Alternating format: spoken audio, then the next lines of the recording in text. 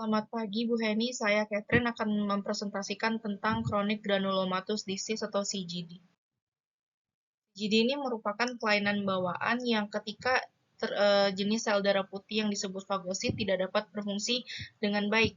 Fagosit ini biasanya membantu tubuh melawan infeksi, namun ketika tidak berfungsi lagi sebagaimana mestinya, fagosit tidak dapat melindungi tubuh lagi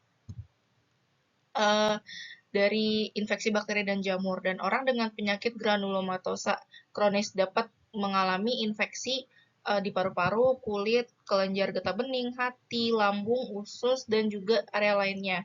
Mereka juga dapat mengembangkan kelompok sel darah putih di area yang terinfeksi itu.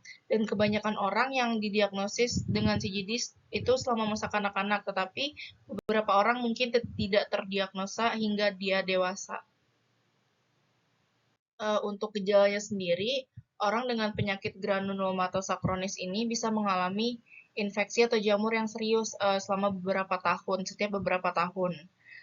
Infeksi paru-paru termasuk pneumonia itu adalah hal yang umum, dan orang dengan CGD ini dapat mengembangkan jenis pneumonia jamur yang serius setelah terpapar daun mati, mosa, atau jerami. Penderita CGD juga sering mengalami infeksi pada kulit, hati, lambung, dan usus, otak, mata juga. Dan gejala yang terkait dengan infeksi itu ada demam, nyeri dada, kelenjar getah beningnya bengkak dan nyeri, hidungnya meler, iritasi kulit, ada juga pembengkakan, dan juga masalah seperti diare, sakit perut, kotoran berdarah, kantong nanah, dan lain-lain.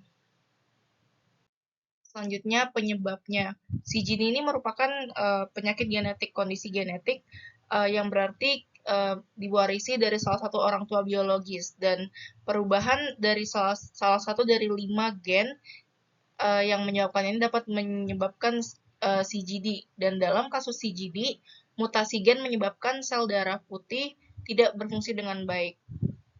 Orang dengan CGD memiliki gen yang rusak yang menyebabkan sel darah putihnya itu tidak dapat memproduksi enzim tertentu. Tanpa enzim ini, sel darah putih tidak dapat membunuh bakteri dan jamur.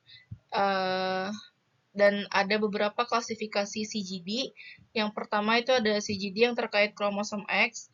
Jenis ini yang melibatkan mutasi gen CYBB. Penyakit ini hampir selalu menyerang orang yang ditetapkan sebagai laki-laki.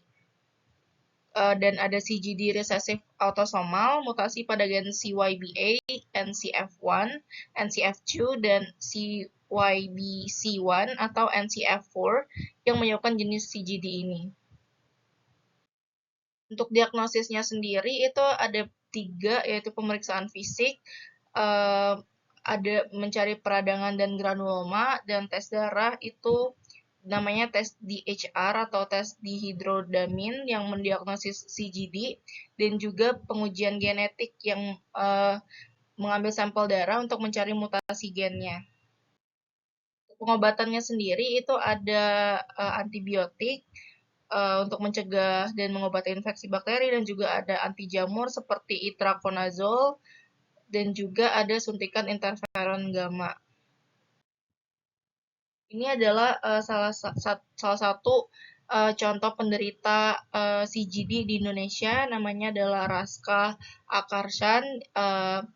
Penderita ini mengidap imunodeficiency primer yang membuat kondisinya itu menyerang dalam bentuk abses, dan hingga saat ini Raska masih mengidap inflamasi pada pencernaannya. Abses dan inflamasi ini merupakan kondisi darurat yang membawa Raska ini ke meja operasi sebanyak 5 kali dalam 3 tahun terakhir. Dan saat ini Raska menjalani perawatan dengan antibiotik dan anti jamur profilaksis yang diminum setiap hari, dan terus melakukan cek darah rutin untuk melihat fungsi ginjalnya.